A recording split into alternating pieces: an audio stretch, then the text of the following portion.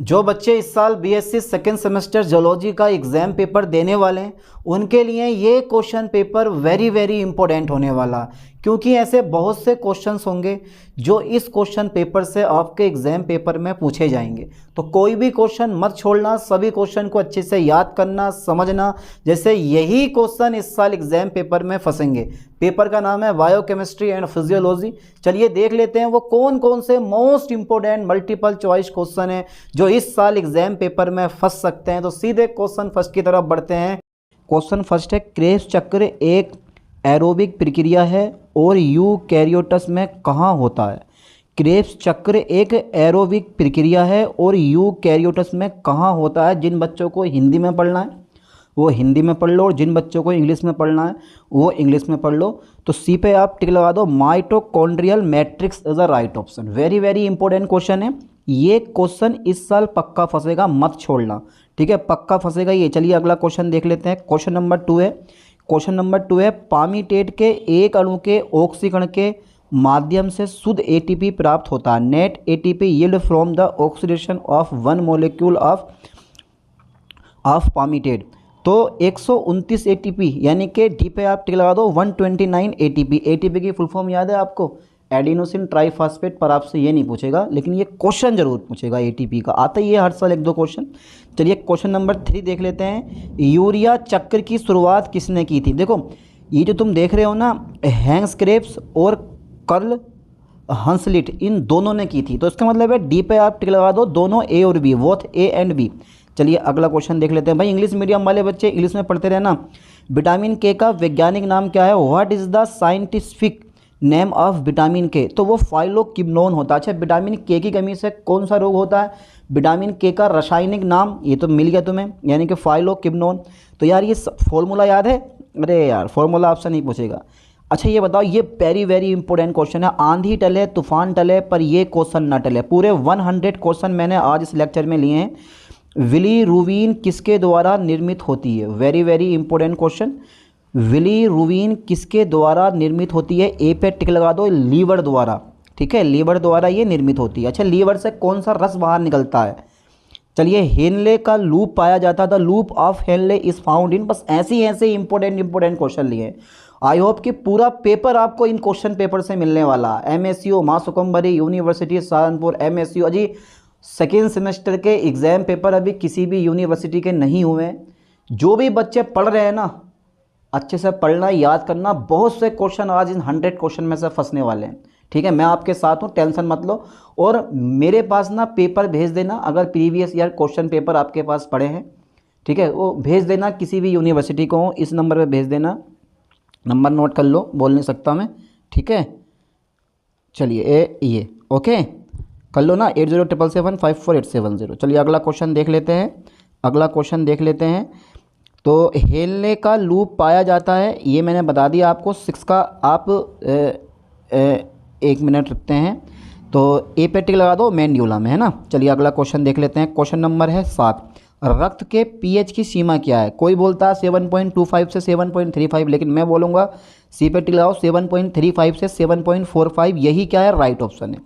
चलिए अगला क्वेश्चन देख लेते हैं। क्वेश्चन नंबर 8 है, शरीर का सबसे बड़ा अंग कौन सा है? शरीर का सबसे बड़ा अंग कौन सा? लीवर शरीर का सबसे बड़ा अंग नहीं है, किडनी नहीं है, फेफड़े नहीं है, लेकिन त्वचा जो होती है ना, स्किन, ये शरीर का सबसे बड़ा अंग होता है। चलिए अगला क्वेश्चन देख लेते हैं। क्वेश्चन नंबर 9, मास्टर अंतःस्रावी ग्रंथि कौन सी है? Which is the master endocrine gland? Thymus, thyroid, hypothalamus, pituitary. अरे वाह, मिल गई, यही राइट ऑप्शन है, पिट्यूटरी ग्रंथि इज ए राइट ऑप्शन। चलिए अगला क्वेश्चन देख लेते हैं मेरे दोस्तों। क्वेश्चन नंबर 10 है, किसी प्रोटीन में एमिनो अम्ल अपशेष का औसत आणविक भार कितना होता है? Very important. किसी प्रोटीन में एमिनो अम्ल का अपशेष का औसत आणविक भार कितना होता है? Average molecular weight of an amino acid residue in a protein 110 का नाम सुने हो? सर सुने हैं, तो यही राइट ऑप्शन है मेरे दोस्तों। बी पे आप टिक लगा दो। यू आर वेरी इंटेलिजेंट, आपकी तरह कोई नहीं है। चलिए अगला क्वेश्चन देखते हैं। प्रोटीन संरचनाओं को निर्धारित करने के लिए किस तकनीक का उपयोग किया जाता है? तो चारों ऑप्शन कभी कभी अच्छे लगते हैं और मन करता है कि यार चारों ऑप्शन पे बारी बारी से टिक लगा दें, पर होता एक राइट है, और उसी में चुनने में आप दिक्कत करते हो। तो 11वें का जो राइट ऑप्शन है वो ए पे टिक लगा दो, x ray crystallography is a right option. चलिए अगला क्वेश्चन देख लेते हैं बड़े प्यार के साथ में, क्योंकि क्वेश्चन बहुत बहुत इंपॉर्टेंट है। बस बैठे रहो, पढ़ते रहो, और काम ही क्या है पढ़ने के अलावा। पेपर आने वाला है बेटा, पेपर आने वाला तुम्हारा।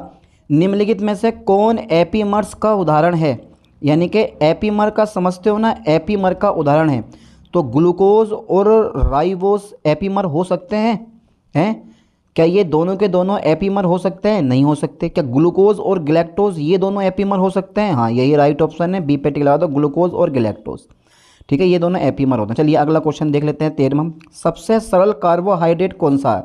Fructose, di hydroxy acetone, glyceraldehyde, glucose. सबसे सरल जो कार्बोहाइड्रेट होता है ना, वो हमेशा ग्लिसरॉल्डिहाइड जो है ना, ये सबसे सरल कार्बोहाइड्रेट होता है। 13वें का बी पे आप टिक लगा दो। चलिए अगला क्वेश्चन देख लेते हैं। एंजाइम के बारे में कौन सा कथन सत्य है? तो ये सक्रियण ऊर्जा को कम करते हैं, बिल्कुल राइट है। प्रोटीन होते हैं, बिल्कुल राइट है। वे मुक्त ऊर्जा में बदलाव नहीं करते, बिल्कुल राइट है। डी पे टिक लगा दो, ये सभी। तो 14 का डी पे आप टिक लगाओ, इज़ अ राइट ऑप्शन। चलिए अगला क्वेश्चन देखते हैं, question number 15। Very very important, बड़ा दमदार टिकाऊ क्वेश्चन है ये वाला, ऐसा मत छोड़ना, बहुत इंपॉर्टेंट है। थायराइड की सी कोशिका से निकलने वाला हार्मोन है। The hormone secreted by the C cells of thyroid is, तो थायोक्सिन, TSH, तो राइट ऑप्शन ए पे टिक लगा दो, कैल्सीटोनिन, यही राइट ऑप्शन है इसका। चलिए अगला क्वेश्चन देखते हैं 16। कोशिका में कितने प्रकार के एंजाइमेटिक विनियमन तंत्र होते हैं? 2 प्रकार के होते हैं, वैसे D number is a right है। ठीक है, 2। चलिए अगला क्वेश्चन देख लेते हैं, क्वेश्चन नंबर 17 है। अल्फा डी ग्लूकोज और बीटा डी ग्लूकोज, क्या ये दिखाई दे रहा है आपको क्लियर? अरे यार, अल्फा डी ग्लूकोज और बीटा डी ग्लूकोज, ये बी नहीं है, बीटा होता है ये। बीटा डी ग्लूकोज क्या होते हैं? एपीमर्स या फिर एनोमर्स। तो अल्फा ग्लूकोज और ये दोनों क्या होते हैं? एक दूसरे के एनोमर्स होते हैं ना, ऑलवेज। तो 17 का D number is a right option. चलिए क्वेश्चन नंबर 18 देखते हैं, वेरी वेरी इंपॉर्टेंट है। माइकलिस मेंटन, इससे 1 या 2 क्वेश्चन हर साल एग्जाम पेपर में रखे हुए मिलते हैं। माइकलिस मेंटन इक्वेशन से 1 या 2 क्वेश्चन हर साल एग्जाम पेपर में रखे हुए मिलते हैं। तो माइकलिस मेंटन समीकरण में प्रतिक्रिया दर V और सबस्ट्रेट सांद्रता S के बीच क्या संबंध होता है? V is directly proportional to S। तो 18 का राइट ऑप्शन, सी पे आप टिक लगा दो। V का S के साथ आयताकार अतिपरवलयकार संबंध है, यानी कि रेक्ट एंगुलर हाइपरबोला कनेक्शन होता है। क्वेश्चन नंबर 19 देख लेते हैं फटाफट तेजी से। निम्नलिखित में से कौन सा अणु एक सामान्य ओलिस्ट्रिक इफेक्ट होता है? ये सभी CAMPV, ATPV, NADHB और ये सभी, इन सब की फुल फॉर्म आपको याद होनी चाहिए। चलिए अगला क्वेश्चन देखते हैं 20।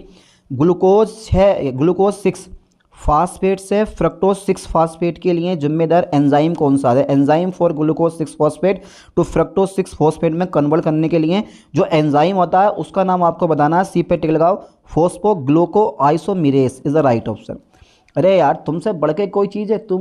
तुम जो होना वो कोई नहीं है। You are very very intelligent. सारे क्वेश्चन एग्जाम पेपर में पढ़े हुए आएंगे, बस प्यार के साथ में क्वेश्चन को पढ़ना है एग्जाम पेपर में, और चारों ऑप्शन बड़े ठीक से पढ़ने हैं।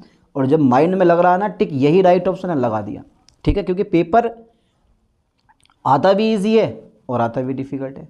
कुछ क्वेश्चन पढ़े हुए आते हैं, कुछ क्वेश्चन पढ़े हुए नहीं आते, समझ गए? कौन सा एमिनो अम्ल ग्लूकोनियोजेनेसिस के माध्यम से ग्लूकोज में नहीं बदल सकता है? ग्लूकोनियोजेनेसिस के माध्यम से ग्लूकोज में नहीं बदलता। Which amino acid can not be converted to glucose? तो वो हमेशा होता है, बी पे आप टिक लगाओ, leucine is the right option, है ना। चलिए अगला क्वेश्चन देख लेते हैं, क्वेश्चन नंबर 22। न्यूक्लियोटाइड में नाइट्रोजनस बेस शुगर में किस बंधन से जुड़ा होता है? Type of bond between nitrogenous base and sugar. Nucleotide में नाइट्रोजन बेस शुगर से किस बंधन द्वारा जुड़ा होता है? तो फास्फोडाई राइट ऑप्शन है। तो 22 में कौन सा लगा दूँ? सी पे टिक लगाओ, ग्लाइकोसिडिक बंधन। 1 मिनट ज़रा डिस्कस कर लेते हैं। न्यूक्लियोटाइड में ओके, नाइट्रोजन बेस जो होता है वो शुगर के साथ किस बंधन से जुड़ा होता है? तो वेरी गुड, ग्लाइकोसिडिक बंधन द्वारा जुड़ा होता है। और जो न्यूक्लियोसाइड होता है वो फास्फेट यूनिट के साथ फॉस्फोडाइएस्टर बॉन्ड द्वारा जुड़ा होता है ना। तो यहाँ पर सी पे आप टिक लगा दो, राइट ऑप्शन है। चलिए अगला क्वेश्चन देखते हैं 23। कोशिकाओं में ATP का क्या कार्य है? तो वो हमेशा ये सभी ऊर्जा संचय करता है, डीएनए पुनरावृत्ति करता है और प्रोटीन सिंथेसिस भी ये करता है। ये सभी इज ए राइट ऑप्शन। 24 देखते हैं, सिग्नल ट्रांसडक्शन में दूसरे संदेश वाहक के रूप में कार्य करता है, acts as a second messenger in signal transduction. तो इसका जो राइट ऑप्शन होगा ए पे आप टिक लगा दें, विजयक CAMP is a right option. चलिए अगला क्वेश्चन देखते हैं 25 फटाफट तेजी से।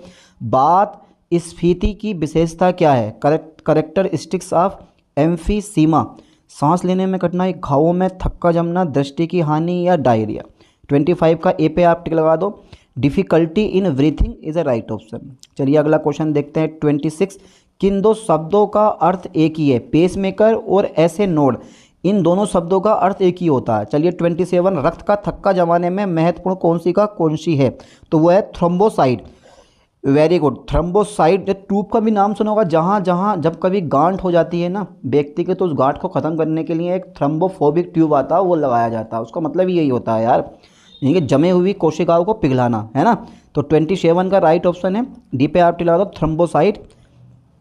चलिए अगला क्वेश्चन देखते हैं 28। सबसे अधिक सक्रिय भक्षक कोशिका कौन सी है? मोस्ट एक्टिव, ठीक है, फेगोसाइटिक WBC है। सबसे अधिक सक्रिय भक्षक कोशिकाएं कौन सी हैं? तो सी पे टिक लगाओ, न्यूट्रोफिल और monocytes. Neutrophil and monocytes. English वाले बच्चे इंग्लिश में पढ़ रहे हैं, कोई दिक्कत नहीं है। 29 देखते हैं, मेनिजेस का अंदर से बाहर का सही क्रम कौन सा है? तो वो है हमेशा पहले पिया मीटर आएगा, फिर एरोक्नॉइड मीटर, फिर ड्यूरामीटर, है ना, ये सही क्रम होता है। 30 देखते हैं, मधुमेह रोग, जो ये मधुमेह रोग है किसके अल्प स्रावण से होता है? इंसुलिन के अल्प स्रावण से होता है ये। 31 देखो, पूर्ण एरोबिक श्वसन में एक ग्लूकोज से कुल कितने ATP प्राप्त होते हैं? वेरी वेरी इंपॉर्टेंट क्वेश्चन है। Total ATP from 1 glucose in aerobic respiration. तो उसका राइट ऑप्शन बी पे आप टिक लगाओ, 38 ATP, है ना। चलिए अगला क्वेश्चन देखते हैं 32। कार्बोहाइड्रेट का सामान्य फॉर्मूला होता है CnH2O का whole n is the right option. ये कार्बोहाइड्रेट का सामान्य फॉर्मूला होता है और ये हर साल हर एक यूनिवर्सिटी के एग्जाम पेपर में रखा हुआ मिलता है, मानो या ना मानो। चलिए क्वेश्चन नंबर 33। सबसे मूल एमिनो अम्ल कौन सा है? अब एमिनो एसिड के बारे में आपने पढ़ा हो तभी तो बात बढ़ेगी आपको। एमिनो एसिड जब पढ़ा ही नहीं है तो कहाँ से बताओगे? एमिनो एसिड में एक एमीन समूह और एक जो होता है वो कार्बोक्सिलिक समूह होता है। अगर आपने एमिनो अम्ल की यानी कि एमीन समूह की संख्या बढ़ा दी तो वो क्षारीय एमिनो अम्ल कहलाता है। अगर आपने कार्बोक्सिलिक समूह की संख्या बढ़ा दी तो वो अम्लीय एमिनो अम्ल कहलाता है। अगर दोनों बराबर है तो वो उभयधर्मी कहलाता है। दोनों के एग्जाम्पल सब कुछ आपको याद होना चाहिए। तो सबसे मूल एमिनो अम्ल कौन सा है? Histidine, glutamine, glycine, arginine. तो 33 का राइट ऑप्शन ए पे टिक लगा दो, arginine is a right option, ठीक है। ये बेसिक एमिनो एसिड होता है, 33 का ए नंबर। चलिए अगला क्वेश्चन देख लेते हैं। एंजाइम शब्द किसने दिया? कुहेने का नाम सुना आपने? कुहेने। 34 का सी पे आप टिक लगा दो, विल्हेम कुहेने। ये पेपर में आता, बहुत इंपॉर्टेंट है और प्रीवियस ईयर क्वेश्चन पेपर में ये पूछे भी गया। ये भी बहुत इंपॉर्टेंट है। What does PAVA stand for? Para amino benzoic acid is the right option. चलिए निम्न में पेशी संकुचन के लिए आवश्यक है, which of the following is necessary for muscles contraction? Sodium, potassium, calcium या क्लोरीन? पेशी संकुचन के लिए क्या आवश्यक है? पेशी संकुचन के लिए सी पे आप टिक लगा दो, calcium is the right option. Okay, अरे यार आपसे बढ़कर कोई चीज़ हो सकती है। 37 देखते हैं, संकुचन की मूल इकाई क्या है? अरे वाह, sarcomere is the right option. चलिए अगला क्वेश्चन देखते हैं फटाफट तेजी से। 38 बहुत इंपॉर्टेंट क्वेश्चन है ये, बहुत बहुत दमदार टिकाऊ क्वेश्चन है मेरे दोस्तों। स्लाइडिंग तंतु सिद्धांत किसने दिया? Who propose sliding filament theory? तो यार ये AF हक्सले और HE हक्सले, अरे क्या शानदार नाम है यार। बी पे आप टिक लगा दो, इज अ राइट ऑप्शन। चलिए अगला क्वेश्चन देख लेते हैं 39। DNA के बारे में कौन सा कथन गलत है? Incorrect statement about DNA।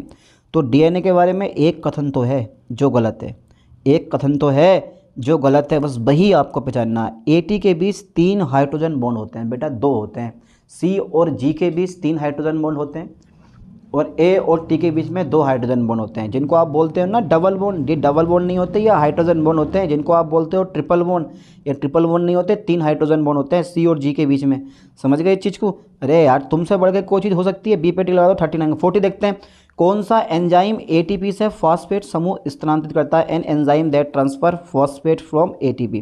Kinase is a right option, 40 का ए नंबर। चलिए अगला क्वेश्चन देख लेते हैं 41। वाह क्या बात है। आइसोजाइम्स की विशेषता क्या है? आइसोजाइम्स की विशेषता क्या है? वो है तुम्हारे पास ये सभी, तीनों के तीनों राइट ऑप्शन है, तो ज़्यादा सोचो मत, ये सभी लगा दो। और अधिकांश बच्चे कुछ आए या ना आए, अगर ऑप्शन में मिल गया ये सभी और सभी, बस उसी पे राइट ऑप्शन ठोक दिया। क्वेश्चन नंबर 42 है, छोटी आंत में विली का क्या कार्य है? Function of villi in the small intestine. अपशोषण के लिए सतह क्षेत्रफल बढ़ाना। अरे तभी तो छोटी आंत बहुत बड़ी होती है यार, कितनी लंबाई होती है छोटी आंत की, बहुत बड़ी आंत होती है ना। तो increase surface area for absorption is a right option. चलिए 43 देखते हैं, कोशिकीय श्वसन में सबसे अधिक एटीपी कहाँ उत्पन्न होती है? सबसे अधिक एटीपी कहाँ उत्पन्न होती है? डी पे टिक लगाओ, इलेक्ट्रॉन परिवहन श्रृंखला ईटीसी में, है ना। अबे 100 क्वेश्चन है, डरो मत, यूं ही 15 मिनट में हो जाएंगे, ठीक है। कभी सोचोगे अरे यार ये 100 क्वेश्चन कब तक होंगे? पढ़ने वाले के लिए 100 क्या 500 क्वेश्चन भी कुछ नहीं होते हैं। सही बताऊं तो एक बार पढ़ने में मन लगने लगा ना, फिर आप चाय अगर पास में भी रखी होगी तो चाय पीना छोड़ दोगे, बोलोगे यार पहले पढ़ लूँ, खाना खाना छोड़ दोगे पहले पढ़ लूँ, समझ गए। क्वेश्चन नंबर 44, ऐसा जुनून इंसान के अंदर होना चाहिए पढ़ाई के लिए, कौन सा श्वसन वर्णक केंचुओं द्वारा उपयोग किया जाता है? Haemoglobin is a right option. 44 का सी पे आप टिक लगा दो। चलिए अगला क्वेश्चन देख लेते हैं 45, ऑक्सीजन विसंयोजन वक्र क्या दर्शाता है? What does the oxygen dissociation curve show? PO2 और हीमोग्लोबिन संतृप्ति इज अ राइट ऑप्शन। चलिए 46 देखते हैं, रक्त के थक्के के लिए महत्वपूर्ण प्लाज्मा प्रोटीन कौन सा है? Plasma protein important for blood clotting, fibrinogen is a right option. Fibrinogen is a right option. चलिए 47, AB प्लस रक्त समूह वाला व्यक्ति किससे रक्त ले सकता है? From home can an AB plus person receive blood. तो AB प्लस रक्त समूह वाला व्यक्ति किससे ब्लड ले सकता है? अच्छा किससे ले सकता है बताओ जल्दी। सार्वभौमिक प्राप्तकर्ता A से भी ले सकता है, B से भी ले सकता है, AB से भी ले सकता है और O से भी ले सकता है। चलिए 48 देखते हैं, MN रक्त प्रणाली में किस प्रकार की आनुवांशिकता देखी जाती है? Inheritance in the MN blood system, वो देखी जाती है। कोडोमिनेंस यानी कि सह प्रभाविता देखी जाती है। ओके 49 पढ़ो, कार्डियक मांसपेशियों के डिपोलराइजेशन के लिए मुख्य आयन कौन सा है? है main ion for cardiac muscle depolarisation के लिए मुख्य आयन कौन सा होता है? ये बताना है आपको, सी पे टिक लगा दो, sodium plus ion is a right option.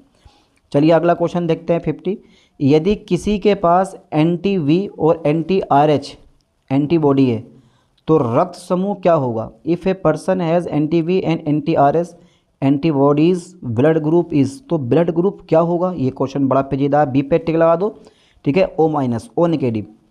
चलिए क्वेश्चन नंबर देखते हैं 51, नीले विश्राम के दौरान निम्नलिखित में से क्या होता है? व्हाट हैपन्स डर्निंग वेंट्रिकुलर, ठीक है, डिस्टोल। तो AB बॉल खुले रहते हैं और सेमी ल्यूनर बॉल बंद हो जाते हैं, है ना, यानी कि सेमी ल्यूनर वॉल्व जो है वो बंद हो जाते हैं, लेकिन AB वॉल्व जो होते हैं वो खुले रहते हैं, यानी कि बी पे आप टिक लगा दो। 52 देखो, कौन सा हार्मोन जल प्रतिधारण और वाहिका संकोचन द्वारा रक्तचाप बढ़ाता है? तो वो बढ़ाता है anti diuretic hormone is a right option. 52 का सी पे आप टिक लगा दो। चलिए अगला क्वेश्चन देख लेते हैं 53, देखते हैं आज कौन कौन इसका बिल्कुल सही आंसर बताएगा। ECG में QRS कॉम्प्लेक्स किसे दर्शाता है? ये तुम देख रहे हो, ECG में QRS कॉम्प्लेक्स किसे दर्शाता है? सी पे टिक लगाओ, वेंट्रिकुलर डीपोलराइजेशन को दर्शाता है, डीपोलराइजेशन को ये शो कर सकता है, EGC जो होता है। चलिए 54, नेफ्रॉन का कौन सा भाग मुख्य रूप से ग्लूकोज के पुनः अवशोषण के लिए उत्तरदायी है? Which part of the nephron is mainly responsible for glucose reabsorption. तो ये हमेशा होता है, नेफ्रॉन का कौन सा भाग मुख्य रूप से ग्लूकोज के पुनः अवशोषण के लिए उत्तरदायी है? बी पे आप टिक लगा दो, यानी कि proximal convoluted tubular is a right option, PCT is a right option, है ना। 55 देखते हैं, एक स्वस्थ वयस्क में ग्लूमेरुलर निस्यंदन दर GFR लगभग होती है। What is the approximate GFR in A healthy adult. English में देखो कितना अच्छा लग रहा है पढ़ने में, और हिंदी में देखो, हिंदी में वर्ड ही ऐसे कुछ होते हैं। तो 55 का राइट ऑप्शन जो है वह है तुम्हारा सी पे आप टिक लगा दो 125 ml प्रति मिनट। MIN मतलब मिनट होता है ये। चलिए अगला क्वेश्चन देख लेते हैं। 56 गुर्दे की कौन सी कोशिकाएं रेनिन स्रावित करती हैं। विच किडनी सेल्स सेक्रेट रेनिन। तो डी पे आप टिक लगा दो। कितना खतरनाक नाम है, तुम ये देखो, GG कोशिका यानी कि जक्सटाग्लोमेरुलर इज़ द राइट ऑप्शन, है ना। चलिए अगला क्वेश्चन देखते हैं 56 का। डी पे आपने टिक लगा दिया, ओके। 57 देखते हैं, यूरिया चक्र कहाँ होता है। Where does the urea cycle occur. तो ये पाया जाता है यकृत में, लीवर में, है ना। 58 देखते हैं, मांसपेशियों के संकुचन में शामिल न्यूरोट्रांसमीटर कौन सा है। न्यूरोट्रांसमीटर कौन सा है। Which neurotransmitter is involved in muscle contraction. तो ए पे टिक लगा दो, acetyl choline is a right option, है ना, एसिटाइल कोलाइन। 59 देखो जरा, निम्नलिखित में से कौन सी विशेषता विद्युत साइनेप्स की विशिष्टता है।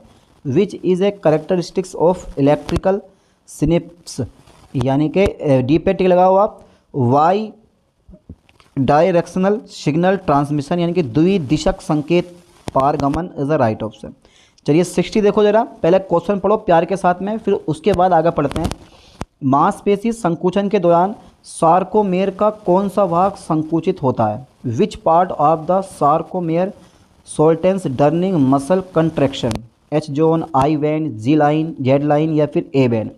तो 60 का राइट ऑप्शन बी पे आप टिक लगा दो, H zone is the right option, है ना, यही तो होगा ना। 61 देखते हैं, हीमोग्लोबिन किसका उदाहरण है। तो ग्लोब्यूलर, इंग्लिश में लिखा हुआ है ग्लोब्यूलर प्रोटीन का एग्जाम्पल होता है। हीमोग्लोबिन किसका उदाहरण है, ग्लोब्यूलर प्रोटीन का एग्जाम्पल होता है। हिंदी में पता नहीं कैसे कैसे लिख दिया यार। 62 देखो, निम्नलिखित में से कौन सा संतृप्त फैटी अम्ल यानी कि सैचुरेटेड फैटी एसिड है। Which of the following is a saturated fatty acid. Palmitic acid is a right option, है ना।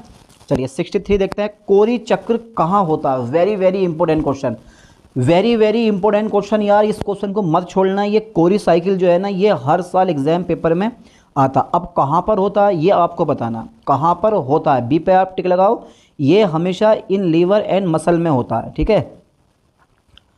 चलिए अगला क्वेश्चन देखते हैं 64, एंजाइम के संदर्भ में कौन सा कथन सही नहीं है। Which statement is a correct regarding enzyme.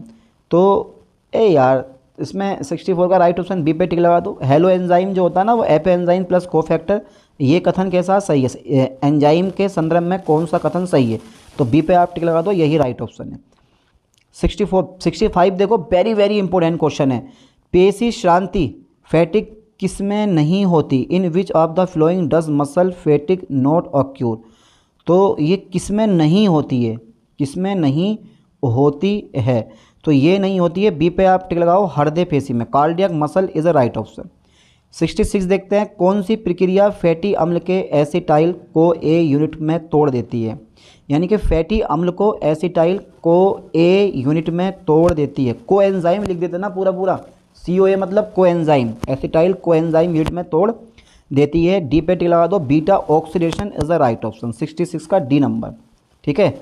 66 का 66 है, हाँ 66 का D number is the right option. चलिए अगला क्वेश्चन देखते हैं 67। चलिए, निम्न में से कौन सही मिलान है। Which is the correct match. Glycolysis Embden Meyerhof pathway is the right option. Citric अम्ल चक्र क्रेब्स चक्र कहलाता है।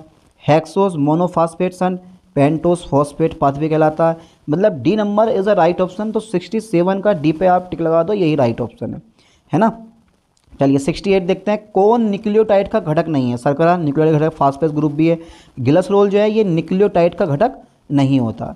69 देखते हैं, डीएनए कुंडली के प्रत्येक मोड़ में कितने बेस जुड़े और उनके बीच की दूरी कितनी होती है। डीएनए कुंडली के प्रत्येक मोड़ में कितने बेस जोड़े और उनके बीच की दूरी कितनी होती है। बेस तो 3.4 होती है, वो भी काय में होती है, एंगस्ट्रोम में होती है। 3.4 एंगस्ट्रोम। अब एंगस्ट्रोम को आप नैनोमीटर में कन्वर्ट कर सकते हो, है ना। और कितने होते हैं, 10-10 होते हैं, 15-36 तो होते नहीं हैं। अब इन दोनों में से कोई एक राइट ऑप्शन है। चलिए अभी देखते हैं 69 का कौन सा सी पे आप टिक लगा दो, क्या यही राइट ऑप्शन है? 10, हाँ ये तो होती हैं 10, यानी कि 10 नाइट्रोजन बेस होते हैं। पर यहाँ पे जो डिस्टेंस है ना वो 3.4 जो होती है ना वो एंगस्ट्रॉम में आती है, नैनोमीटर में नहीं होती बेटे, ठीक है। अब इस एंगस्ट्रॉम में जो होता है ना 3.4 गुणा 10 की घात माइनस के 10 होता है, ठीक है। अब इसको आप 10 की घात माइनस 9 में तोड़ के गुणा 10 की घात माइनस 1 कर सकते हो, है ना। 10 की घात में दशमलव इधर लेके जाओगे तो आपको एक घात ऐड कर देनी होगी, तो 0.3 ऐसा आना चाहिए था, 0.34 नैनोमीटर लिखा हुआ आना चाहिए था, ठीक है। 0.34 नैनोमीटर और 3.4 जो है वो एंगस्ट्रॉम बैठ रहा, तो इसमें कोई भी ऑप्शन राइट नहीं है, ठीक है। यहाँ पे जो ये 3.4 है ना ये गलत दे रखा है, ये नहीं होना चाहिए था, ये 3.4 नैनोमीटर नहीं होती, 3.4 एंगस्ट्रॉम होती है, ठीक है। यानी कि 10 बीपी ये सही है, नाइट्रोजन बेस जो है वो 10 पाए जाते हैं, लेकिन जो वो दो नाइट्रोजन क्षारकों के बीच की दूरी होती है वो 3.4 एंगस्ट्रॉम होती है, या फिर 0.34 नैनोमीटर बैठ रहा है ना। तो ये इनमें से कोई भी ऑप्शन राइट नहीं है, इसलिए हटाते हैं इसको, आगे बढ़ाते हैं। चलिए अगला क्वेश्चन देखते हैं 70। कौन सा विटामिन मेटाबॉलिज्म के लिए सह एंजाइम के रूप में कार्य करता है? सह एंजाइम के रूप में कार्य करता, तो सह एंजाइम के रूप में कार्य करता विटामिन बी जो सीरीज होती है ना वो सब सह एंजाइम के रूप में कार्य करते हैं, यानी कि को एंजाइम का। देखिए बेस्ट जो होता है वो बी पे टी लगा दो, विटामिन B3 अगर मैं इन तीनों में से लूँ तो B3 is a right option, है ना। चलिए अगला क्वेश्चन देख लेते हैं 71। किस विटामिन की कमी से रक्त के थक्के बनने में रुकावट हो जाती है? विटामिन के की कमी से बी पे आप टिक लगा दो। विटामिन के कई क्वेश्चन आपके एग्जाम पेपर में फंसने वाले हैं, इसलिए तो बोल रहा हूँ ये लेक्चर आपके लिए बहुत बहुत इंपॉर्टेंट होने वाला। 72 देखो, वयस्क पुरुष के लिए विटामिन C की अनुशंसित दैनिक खुराक होनी चाहिए। वयस्क मतलब जो एडल्ट होते हैं हमारी तरह। तो 72 का जो राइट ऑप्शन है वो सी पे आप टिक लगा दो, बेझिझक 90 मिलीग्राम होना चाहिए, ठीक है। 73 देखते हैं, श्वासन के संदर्भ में कौन सा क्रम बिल्कुल सही है? तो श्वासन के क्रम में कौन सा क्रम बिल्कुल सही है? अरे यार ये 72 का थोड़ा सा गड़बड़ नहीं हो रहा? 73 है ना, 72 का यार 90 मिलीग्राम यही लगवाया ना मैंने। 72 का C number is the right option, हाँ 90 मिलीग्राम होता है। 73 आ गया हमारा। चलिए 73 देख लेते हैं। तो बी पे आप टिक लगाओ, ग्लाइकोलाइसिस पाइरुवेट एसिटाइल फिर सिट्रिक एसिड चक्र बन गया तुम्हारा, है ना, जिसे आप क्रेब साइकिल भी कहते हो। 73 का बी पे आप टिक लगा दो, बेझिझक। 74 देखो, किसका श्वासन गुणांक RQ जो होता है रिस्पायरेटरी क्वांटिटी, या किसका श्वासन गुणांक RQ सबसे अधिकतम है? यानी कि whose respiratory quantity RQ is highest. तो हाईएस्ट किसका है? मेरे ख्याल से ए पे टिक लगा दो। 74 का कार्बोहाइड्रेट ही होना चाहिए, है ना, इसका सबसे हाई होता है 1.0। 75 देखो, कौन सा जोड़ा सही सम्मिलित नहीं है? एक गलत है, 3 सही हैं और एक गलत है। एस्कोर्बिकम, इसका भी बिल्कुल बात सही है। रेटिनोल, जीरोफेथेलिमिया, राइट, बिल्कुल सही है। कैल्सीफेरोल, अस्थिर मृदुता, ये भी राइट है। टेकोफेरोल वेरी वेरी, ये गलत है। टोकोफेरोल जो है ये गलत है तुम्हारा, ठीक है, ओके। तो वेरी वेरी जो होता है विटामिन बी की कमी से होता है, तो ये गलत दे रखा है, डी पे आप टिक लगा दो। चलिए अगला क्वेश्चन देख लेते हैं 76। वयस्क मानव का दंतसूत्र क्या है? 2123 इज द राइट ऑप्शन, ठीक है, सी पे आप टिक लगा दो। चलिए अगला क्वेश्चन देख लेते हैं 77 है, आंत्र रस में उपस्थित म्यूकस का मुख्य कार्य क्या है? बी पे आप टिक लगा दो, आंत की दीवार की सुरक्षा करना। चलिए अगला क्वेश्चन देख लेते हैं 78। एक स्वस्थ व्यक्ति का श्वसन आयतन होता है, एक स्वस्थ व्यक्ति का श्वसन आयतन यानी कि टाइडल वॉल्यूम होता है। तो 78 का जो राइट ऑप्शन है वो ए पे टिक लगा दो, 500 ml is a right option. चलिए 79, हाल्डने प्रभाव क्या दर्शाता? Very very important question. Haldane प्रभाव क्या दर्शाता है?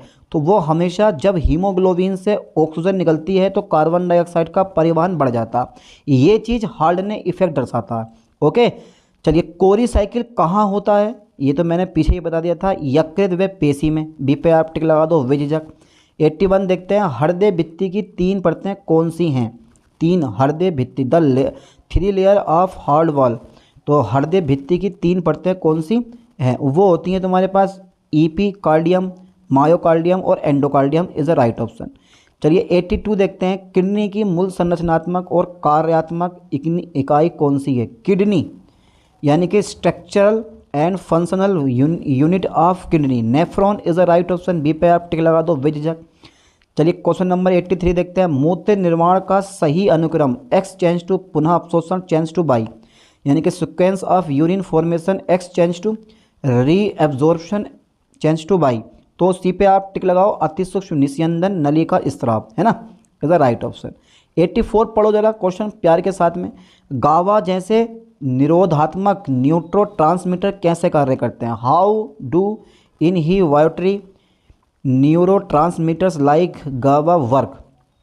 सी पे टिक लगाओ। जो सबसे बड़ा ऑप्शन आपको दिखाई दे, ये मेरी बात पे ध्यान देना, जो ऑप्शन आपको सबसे बड़ा दिखाई दे वही राइट ऑप्शन होता है। क्लोराइड चैनलों को खोलकर न्यूरॉन को हाइपर पोलराइज करते हैं। ठीक है, चलिए अगला क्वेश्चन देखते हैं। 85 प्रतिवर्त चाप यानी कि रिफ्लेक्स आर्क के घटक क्या हैं? Components of A reflex arc. तो हमेशा बी पे टिक लगाओ। संवेदी अंग, संवेदी तंत्रिका, इंटर न्यूरॉन, मोटर तंत्रिका, प्रभावी अंग इज द राइट ऑप्शन। चलिए 86 देखते हैं। कौन सा हार्मोन अग्र पिट्यूटरी द्वारा स्त्रावित नहीं होता है? तो ADH, vasopressin is the right option 86 का। ए पे आप टिक लगा दो। चलिए अगला क्वेश्चन देखते हैं 87। ग्रंथि हार्मोन और क्रिया का कौन सा जोड़ा गलत है?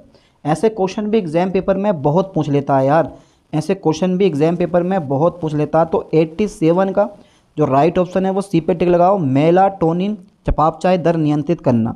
चलिए 88 देखते हैं। ट्रोपोमायोसिन के पतले तंतु में लगभग कितने अंडाणु होते हैं? वेरी वेरी इंपॉर्टेंट क्वेश्चन, कई यूनिवर्सिटी के एग्जाम पेपर में ये वाला क्वेश्चन पूछा गया, बहुत ही दमदार और टिकाऊ क्वेश्चन है। ट्रोपोमायोसिन के पतले तंतु में लगभग कितने अणु होते हैं? तो वो हमेशा होते हैं 40 से 50 अणु होते हैं। ठीक है, चलिए अगला क्वेश्चन देखते हैं। क्वेश्चन नंबर है 89। टोपामाइन की कमी से कौन सा रोग होता है? टोपामाइन, कितना शानदार नाम है। वो होता है पार्किंसन रोग। अबे यार ये कहाँ कहाँ से क्वेश्चन पूछ लिए, बड़े खतरनाक। SSRI का तंत्रिका संचार पर क्या प्रभाव पड़ता है? वेरी वेरी इंपॉर्टेंट क्वेश्चन है और एग्जाम पेपर भी आपका ऐसे ही पूछने वाला है, दिमाग खराब करने वाले क्वेश्चन है ये। सिनेप्टिक क्लेफ्ट में सेरोटोनिन का स्तर बढ़ता है, ऑलवेज बढ़ाता है।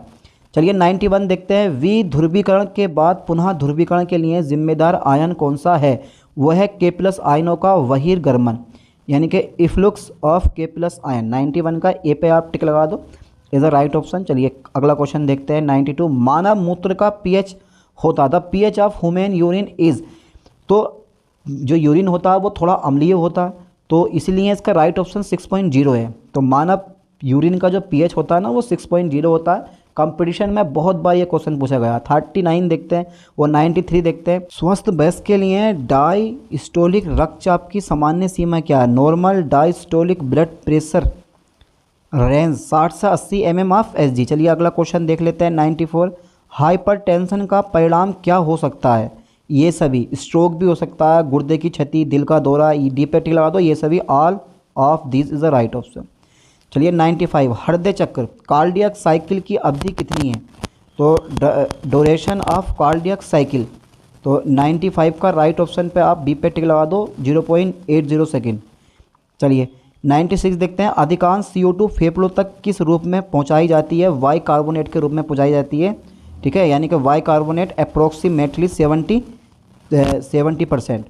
97 देखते हैं। फेफड़ों में हवा को रक्त से अलग करने वाली परत कौन सी है? The layer separating air from blood in lungs. Tick लगा दो। ठीक है, इसके वे मस, उपकला और endothelium is the right option. चलिए 98 देखते हैं। अग्नाशयी रस में मौजूद एंजाइम है, अग्नाशयी रस में मौजूद एंजाइम है। बी पे आप टिक लगाओ। ट्रिप्सिनोजेन, लाइपेज, एमाइलेज और प्रोकार्बोक्सीपेटिडेज इज द राइट ऑप्शन। 99 देखो। आंत्र म्यूकोसा द्वारा फ्रक्टोज का अवशोषण कैसा होता है? How is fructose absorbed by intestinal मुसूका। तो बी पे टिक लगा दो। सुसाध्य विसरण इज द राइट ऑप्शन। बहुत बहुत इंपॉर्टेंट क्वेश्चन है। 100 लास्ट क्वेश्चन देखते हैं। ग्लाइकोलाइसिस के दौरान ग्लूकोज का अंतिम उत्पाद क्या? What is the end product of glucose during glycolysis. तो pyruvate is a right option. Pyruvate का भी हर साल एक ना एक क्वेश्चन एग्जाम पेपर में फंस जाता है। तो आज इस लेक्चर में हमने पूरे 100 क्वेश्चन कवर कर रखे हैं। सभी क्वेश्चन वेरी वेरी इंपॉर्टेंट हैं, चाहे आप किसी भी यूनिवर्सिटी के क्यों ना हो। तो अच्छे से पढ़ना, याद करना, समझना, क्योंकि यही क्वेश्चन आपके एग्जाम पेपर में रखे हुए मिलेंगे। चलिए मिलते हैं नेक्स्ट वीडियो में नेक्स्ट लेक्चर के साथ। थैंक्स।